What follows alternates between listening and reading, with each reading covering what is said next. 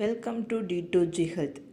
இந்த வீடியோவில் இன்றைக்கி நம்ம என்ன பார்க்க போகிறோம்னா, கைகால் அடிக்கடி மரத்து போகுதா, அது எதனால் ஏற்படுது, அதை இயற்கையாக உணவுகள் மூலமாக எந்தெந்த உணவுகள் மூலமாக சரி பண்ணலாங்கிறத நம்ம இங்கே பார்க்க போகிறோம். அதுக்கு முன்னாடி நம்ம சேனலை எல்லோரும் மறக்காமல் லைக் பண்ணுங்கள், சப்ஸ்கிரைப் பண்ணுங்கள் அண்ட் கமெண்ட் பண்ணுங்கள். நம்மளோட உடம்பில் இரத்த ஓட்டம் தடைபடும் போது வலி, தசைப்பிடிப்பு, மரத்து போதல், செரிமான கோளாறுகள், கை அல்லது கால்கள் குளிர்ந்து போதல் ஆகிய பிரச்சனைகள் வரக்கூடும். இதற்கு முக்கியமான காரணம் உறுப்புகளுக்கு இயல்பாக செல்ல வேண்டிய ஆக்சிஜன் சரியாக கிடைக்காதது தான். இதற்கான காரணம் அப்படின்னு பார்த்தோம்னா, கை கால் மரத்து போதல் நரம்பு அழுத்தத்தினால ஏற்படும். ஒரு நரம்பு மீது அழுத்தம் வைப்பது கை கால் மரத்து போதல் உண்டாக செய்யும்.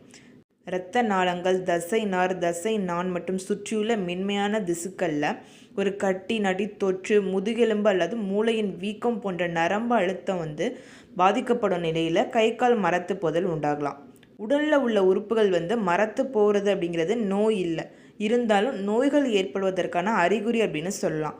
குறிப்பாக நம்ம உடலில் எங்கேயாவது மரத்து போனால் அது நம்ம மூளை, முதுகுத்தண்டு வடத்தில் ஏதேனும் ஒரு பிரச்சனை அப்படிங்கிறதுக்கான அறிகுறியாக எடுத்துக்கலாம். அடுத்ததான் அதுவே நம்ம உடல் 2 கால்களும் மரத்து போணுச்சுன்னா அது சர்க்கரை நோய்க்கான அறிகுறியாக இருக்கலாம். அதாவது இரத்தத்தில் சர்க்கரையோட அளவு அதிகமாக உள்ளது அப்படிங்கிற ஒரு அறிகுறி. அடுத்ததான் ஒருவருக்கு பல ஆண்டுகளாக இந்த மரத்து போதல் பிரச்சனை இருந்தால் அது மரபணுக்களோட கோளாறாக கூட இருக்கலாம். அதே போல் ஏதாவது ஆன்டிபயோட்டிக் மாத்திரை அப்படி இல்லைன்னா புற்றுநோயை குணப்படுத்தும் மாத்திரை தொடர்ந்து சாப்பிட்டு வந்தோம்னா இந்த மாதிரி கை கால் அடிக்கடி மரத்து போகும் பிரச்சனை ஏற்படும். அதோட தைராய்டு ஹார்மோன்கள் சுரப்பி குறைஞ்சாலும் இந்த மாதிரி கை கால் மரத்து போகிற பிரச்சனை ஏற்படும்.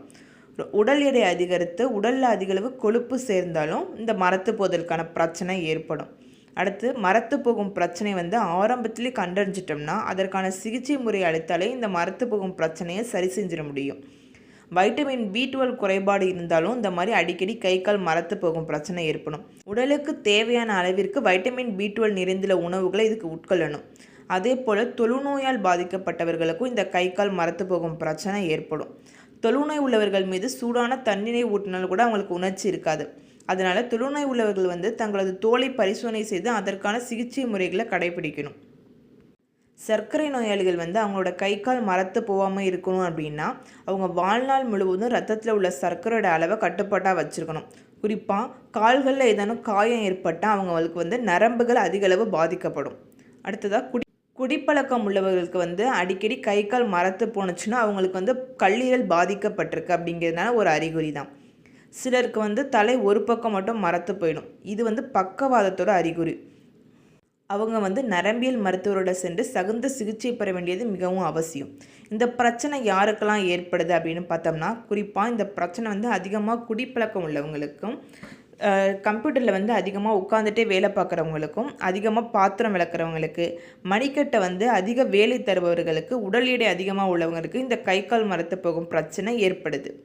இந்த கை கால் மரத்து போக பிரச்சனை உள்ளவங்க ஊட்டச்சத்து நிறைந்த உணவுகளை அதிகமாக உட்கொள்ள வேணும்.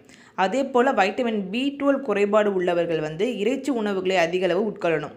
இந்த வேறு என்னென்ன உணவுகள்லாம் உட்கொள்ளலாம் அப்படின்னு பார்த்தோம்னா, உப்பு நீரில் வாழும் மீன்கள், இரத்த நாளங்கள் சீராக இயங்குவதற்கு ஒமேகா 3 அமிலங்கள் மிகவும் அவசியம். வஞ்சரம், காணாங்கெழுத்தி, சூரை, நன்னீர் மீன் போன்ற மீன்களில் அதிக அளவு ஒமேகா 3 கொழுப்பு அமிலங்கள் இருக்கு. இதனால் மேலே சொன்ன நோய்களை தடுக்க வேணும்னா இது போன்ற மீன்களை நம்ம சாப்பிடணும். அடுத்ததாக சிட்ரஸ் பழங்கள். உடலுக்கு தேவையான தாதுக்கள், வைட்டமின்கள் வழங்குவதில் சிட்ரஸ் பழங்கள் சிறந்தது. ஆரஞ்சு, திராட்சை, எலுமிச்சை போன்ற பழங்களை அடிக்கடி சாப்பிட்டு வந்தோம்னா நமக்கு சிட்ரஸ் நிறையா கிடைக்கும். அடுத்ததாக நட்ஸ் வகைகள். நட்ஸ் வகையில் மெக்னீஷியம், பொட்டாசியம், ஆர்கனின் மற்றும் கால்சியம் நிறைஞ்சிருக்கு. இதனால் இரத்த ஓட்டத்தை எவ்வித தடைவும் இன்றி சீர்படுத்தும். வால்நட்டு, ஹெஷில்நட், முந்திரி பருப்பு, பாதாம் போன்ற நட்ஸ் வகைகளை அடிக்கடி எடுத்துக்கொள்ளணும். அடுத்ததாக வெங்காயம், பூண்டு. உடலில் இரத்த அழுத்தம், இதய ஆரோக்கியத்தை பாதுகாப்பதில் பூண்டு முக்கிய இடம் பிடிக்குது. அத்தோட வெங்காயத்தில் காணப்படும் ஆன்டி ஆக்சிடென்ட்களும் ஃப்ளிஃபனாய்டுகளும் ஊட்டச்சத்துக்களும் இரத்த ஓட்டத்தை சீர்படுத்தும். இந்த உணவுகள்லாம் நம்ம எடுத்துக்கிட்டோம்னா ஓரளவு ரத்தத்துக்கான ஆக்சிஜனை சரியாக நம்ம கொண்டு போயிட்டோம்னாலே இந்த கை கால் மரத்து போகிறதுலேருந்து நம்ம ஓரளவு விடுபடலாம். தேங்க்ஸ் ஃபார் யுவர் வாட்சிங்.